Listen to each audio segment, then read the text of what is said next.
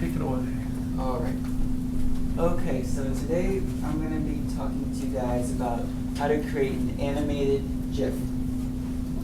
So I know Mr. Fry has already been kind of talking to you guys, but I'm going to sort of walk you through the process of what I went through and sort of give you guys some tips and show some kind of hints as to how you can make things a bit easier for yourself and give some kind of illusions to make the audience more engaged in seeing your animated GIF. So first, to address the elephant in the room, is it pronounced JIFF or GIF? There's a big sort of debate online as to whether it's pronounced JIFF or GIF, and I did some research into it, and here's what I found. So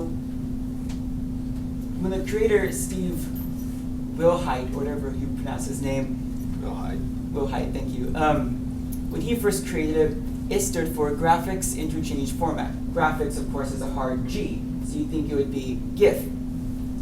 But when he was asked about it, he said it's actually pronounced JIFF, and there's only one reason for that.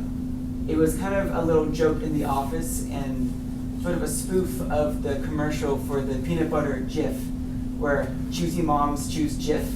They would say choosy developers choose JIFF, and sort of as a spoof to their format of their file. So in honor of the great peanut butter brand, I will be pronouncing it JIFF because I think it's funny. All right. Such good senses of humor. Yeah. Developers. Yeah, those darn developers, their sense of humor. Now, Bugged and Daffy are fighting over how it's pronounced. Yeah, yes. Ironically, in a GIF itself. All right. So first off, what you need to have when you create your animation is a storyboard. Now, storyboards are very important because they can help in dramatic ways by sort of creating your story before you do any major work on it. When you first create your storyboard, you outline the sequence of events. So you go through and you sort of plan out what's going to happen beforehand. And it allows for changes early on, because what will happen is if you just start going and start going as you go, you might end up going on some sort of rabbit trail and then losing your focus, and then it ends up a huge mess. And it's really hard to change anything because you've already put in so much work. And if you do, you lose a lot of your hours, and it'll be a big mess. So what a storyboard can really help with that is it will allow you to put all your ideas out beforehand and sort of organize them and create a clear plot and story and determine what you want to do before you put any major work on it, and really help to refine your storytelling in the fabulous realm of the GIF. Now, when you're first creating some movement, one of the things that I found really helpful was to look up a lot of references. So especially if you have any sort of animals or weather phenomena going on, seeing how they would work in real life or seeing how other people have done them before can really help in making yours look a lot better. Because a lot of times you think, oh yeah, I know how a dog walks, or I know how something flies. But when you try to actually do it yourself, you're like, wait, I thought I did, but maybe I don't, because it's actually kind of complicated. And so one thing that I found was, if you look up, because in mine I tried to do a flying creature, and so I wanted to see how flapping wings would work. So I looked up GIFs of creatures flying, and how that helped, as opposed to just looking up animals flying, is I got to look at it frame by frame and see how they did it, and see how you can kind of get the illusion of going up and down and having the wings beat faster in certain time intervals. So that's really important, is looking up a lot of references and mimic their movements of actual animals, or if it's like a lightning strike, how that kind of branches out and does cool things. And you can do that by doing various warps and different transformations to your image. One thing to be mindful of is not to stretch the creatures to where they kind of start going off and becoming like spaghetti, and like their rib cages start to collapse and their body sort of contorts. It's not nice to the creatures, they don't like it, and it's not nice to look at. And so I'll get back to that more when we talk about warps, but just something to be mindful of. And so another major component is creating the illusion of depth, and how that can really be achieved is by layering your layers. So having your moving characters, whatever is going to be moving, be behind other layers that are static. And so that'll give the illusion that it's moving behind those certain objects. And what I did here is I have my one background with all the clouds and mountains. Then I have an archway and sort of a bridge that are separate. And so when I put my characters, I'm going to put them in between that background and those other elements.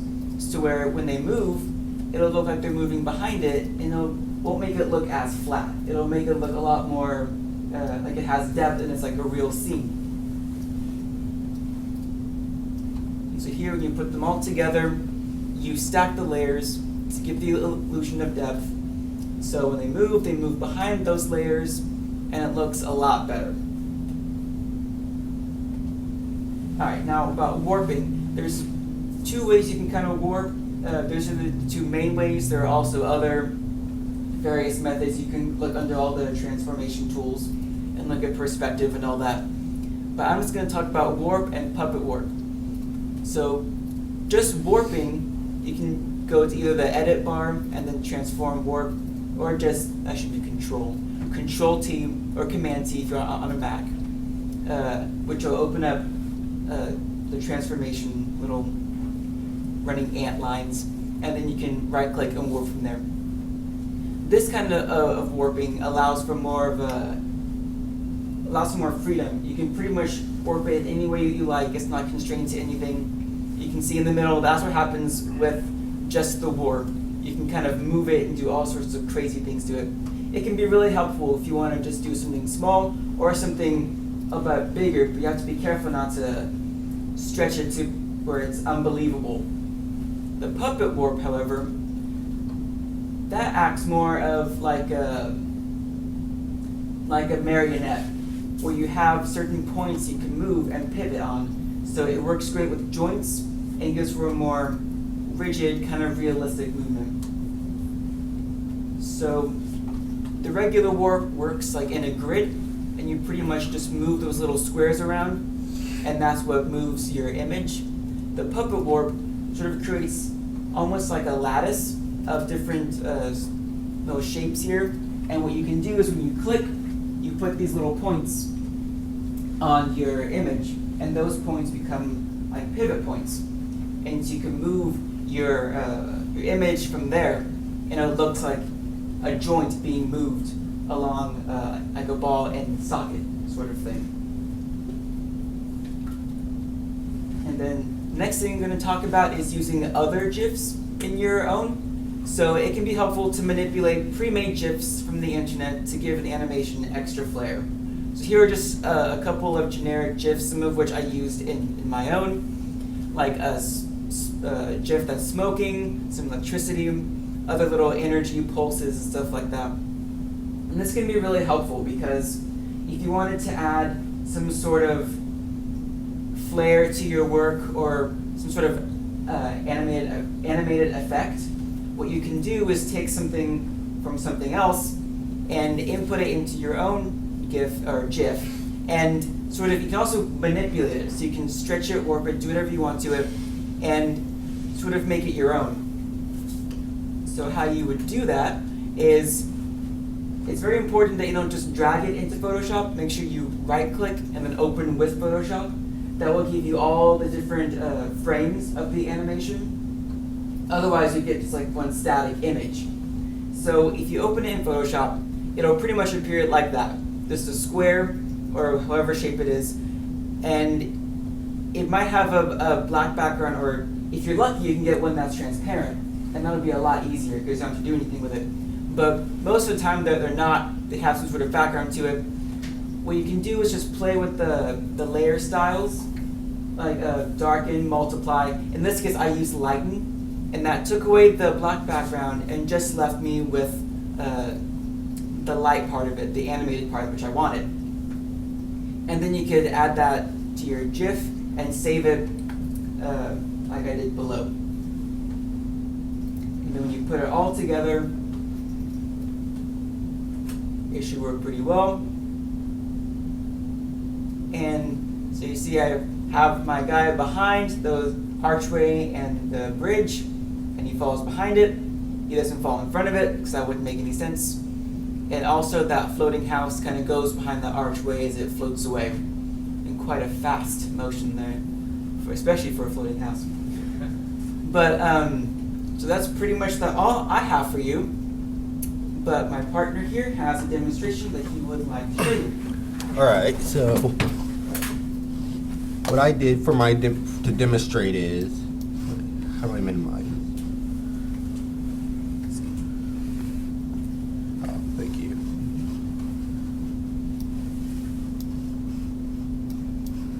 Minimize this.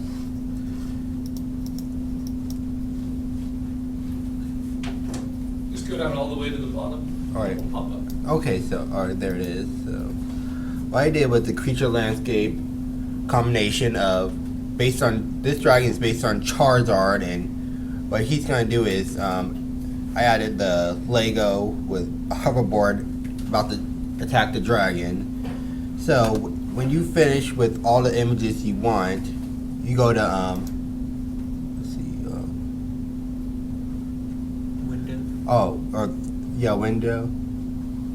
window, and make sure you have the timeline up, which is on window. You click there and this will appear on there.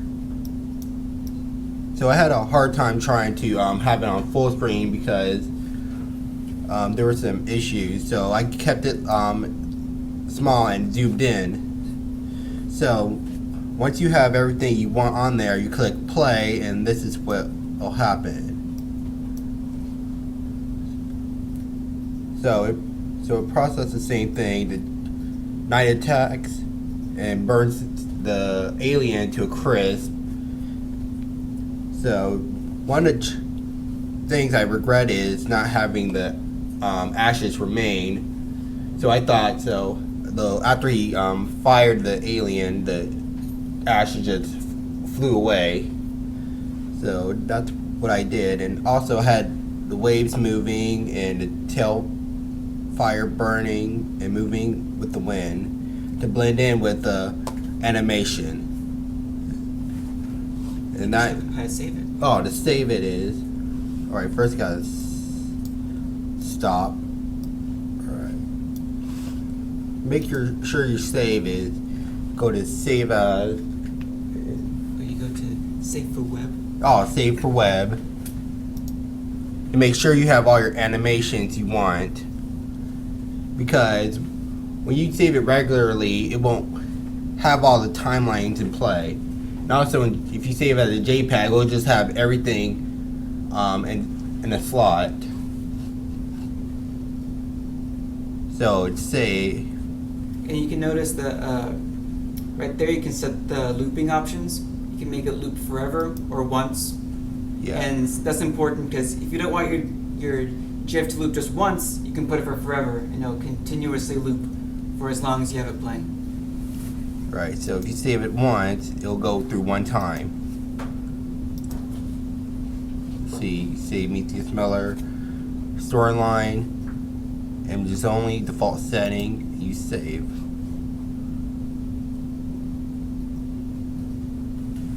Loading.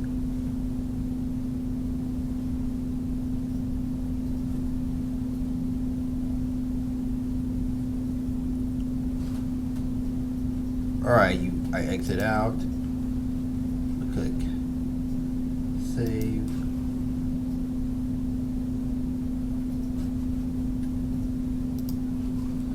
Okay, I'm exiting out.